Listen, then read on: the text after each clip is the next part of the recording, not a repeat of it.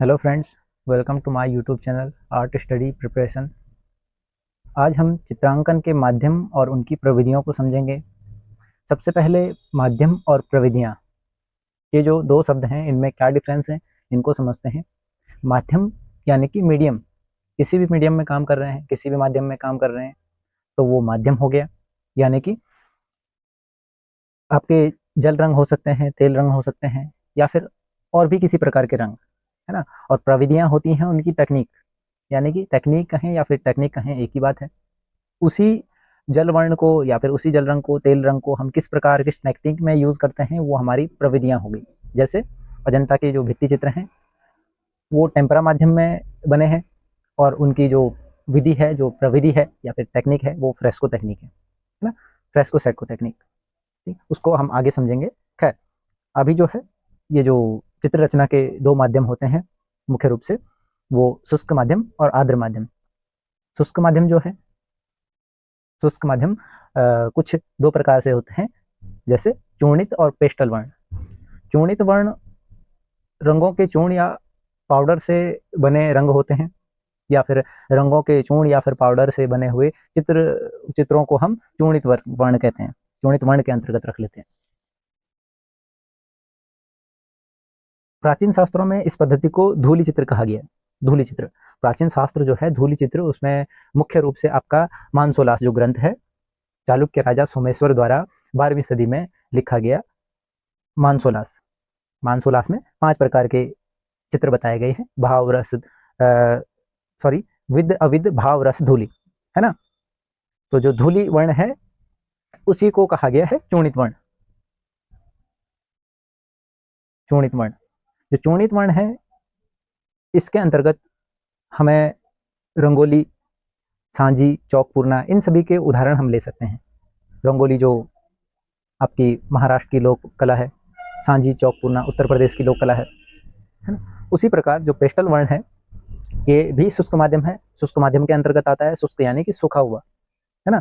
तो जिसमें बिना द्रव की सहायता से हम चित्र रचना करते हैं, या फिर जिस वर्ण में बिना द्रव की आवश्यकता वाले रंग यूज किए जाते हैं उनको हम पेस्टल के अंतर्गत कह लेते हैं। आमतौर पर ये एक स्टिक के रूप में उपलब्ध होते हैं।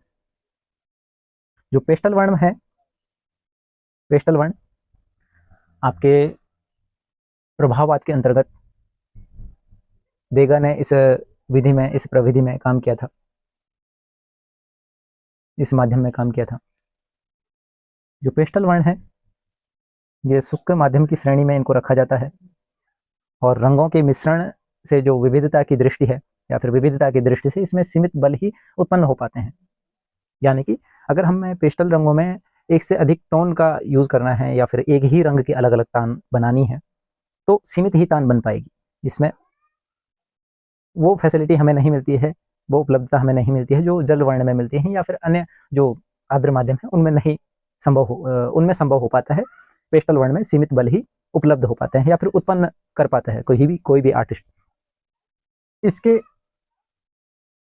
और जो विशेषताएं हैं पेस्टल वर्ण के, पेस्टल वर्ण के लिए एक अच्छा खुरदुरा धरातल माना जाता है। खुरदुरा धरातल ही इसके लिए अच्छा माना जाता है चित्रांकन करने के लिए,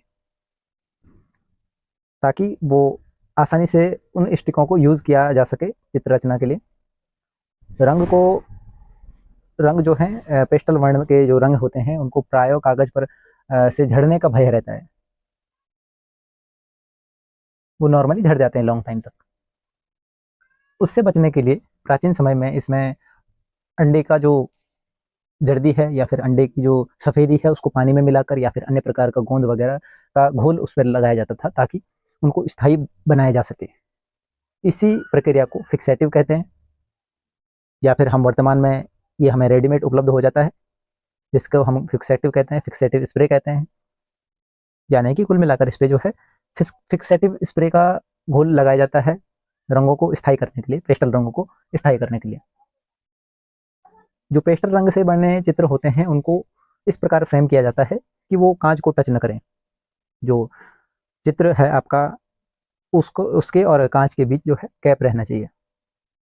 इसके अलावा जो आर्द्र माध्यम है, आर्द्र यानी कि गीला वर्ण, आर्द्र माध्यम के अंतर्गत आपके टेम्परा रंग, तेल रंग, जल रंग और आदि जो भित्ति चित्रण की जो माध्यम है उनको इसके अंतर्गत रखा जाता है आर्द्र माध्यम के अंतर्गत। टेम्परा रंग जो है, टेम्परा रंग मुख्य रूप से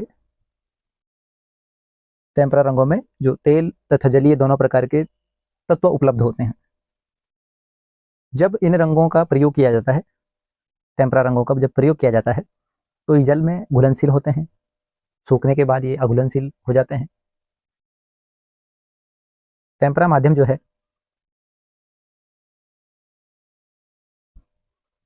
ये एक तेलीय इफेक्ट वाला रंग होता है। टेम्परा बनाने के लिए हम प्राचीन समय में इसमें पायस के रूप में अंडा, गोंद, ग्लिसरीन, अलसी का तेल, दूध आदि सभी का प्रयोग करते थे ताकि रंग स्थायी बन सके, और इसी को हम पायस कहते हैं, इसी माध्यम को पायस कहते हैं। तो वही था टेम्परा। वर्तमान में एक्रेलिक इसका एक सॉल्यूशन के रूप में काम करता है। टेम्परा वर्तमान में कोई नहीं बनाता है तो एक्रेलिक हमें बना बनाया मिल जाता है। टेम्परा जैसा ही इफेक्ट वो देता है, जो जल में घुलनशील होता है और सूखने के बाद इसका जो तेलीय अंश होता है वो एक चमकदार और पारदर्शी पतली झिल्ली का निर्माण कर देता है चित्र के ऊपर, तो वो अघुलनशील हो जाता है। इसे जो है भित्ति या फिर लकड़ी के धरातल पर इसका प्रयोग किया जाता है। लकड़ी पर इस प्रकार इसका प्रयोग किया जाता है कि लकड़ी के पटरों पर जो है प्लास्टर ऑफ पेरिस का बेस बनाया जाता है, प्लास्टर ऑफ पेरिस लगाया जाता है या फिर जिप्सम, इसको खड़िया कहते हैं, एक प्रकार का खनिज, इसकी परत लगाई जाती है और चित्रभूमि आपकी तैयार हो जाती है। इस प्लास्टर ऑफ पेरिस में गोंद, सरेस आदि प्रकार के चीज़ें इसमें मिलाई जाती हैं ताकि ये स्थायी रहे और टिका रहे चित्रभूमि पर। तो इस प्रकार हमारा धरातल तैयार हो जाता है जिसे गैसोपैट कहा जाता है, गैसो या फिर गैसोपैट कहा जाता है। इसकी जो चित्रण विधि होती है तो इसमें जो है गैसोपैट पर चित्रण करने से पूर्व रेखांकन किया जाता है। रेखांकन का आक्षेप यानी कि ट्रेसिंग कर लेते हैं। ट्रेसिंग का अर्थ है अनुरेखण, यानी कि रफ स्केचिंग कह सकते हैं एक प्रकार से, तो उसको ट्रेसिंग कहें या फिर आक्षेप कहें, एक ही बात है। इसके पश्चात इसमें जो है किसी भी वर्ण से या फिर किसी भी गीले वर्ण से हल्की ड्राइंग बना ली जाती है। उसके बाद पृथक पृथक इसमें रंग लगाया जाता है शीघ्रतापूर्वक, ताकि ये जो है जल्दी से इस पर काम हो सके और इस पर स्टॉक ना दिखें। इनके जो है रंगों के अलग अलग कहें, पृथक पृथक एक ही बात है, अलग अलग जो है कलरों के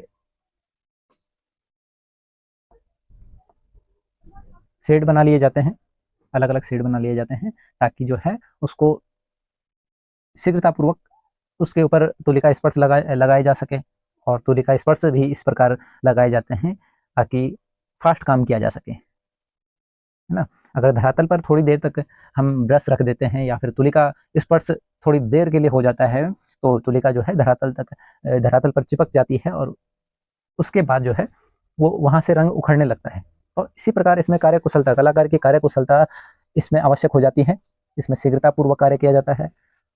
इसके अलावा यही है आपका टेम्परा का आर्द्र माध्यम, या फिर टेम्परा जो है हमने आर्द्र माध्यम के अंतर्गत जिसको रखा।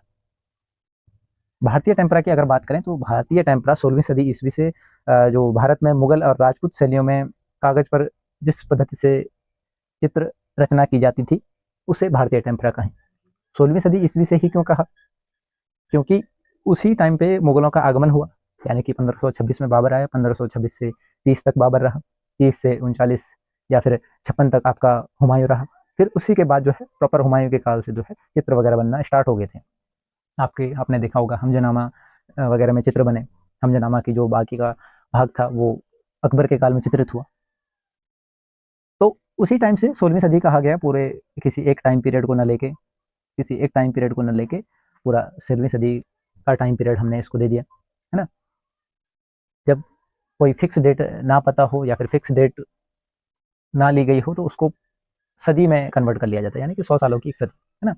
तो 16वीं सदी के लगभग से जो काम स्टार्ट हुआ उसको भारतीय टेम्परा मुख्य रूप से कहा गया। वैसे तो अगर टेम्परा की बात करें तो जो ऐतिहासिक काल की जो गुफाएं हैं, जोगीमारा, अजंता, उनमें भी इस प्रकार का काम देखा गया, लेकिन मुख्य रूप से यहाँ पे भारतीय टेम्परा के अंतर्गत मुगल और राजपूत शैलियों की जो कला थी उसके अंतर्गत इसको रखा गया। वहाँ पर जो है मुगल काल के अंतर्गत इसमें कागज प्रयोग किया जाता था।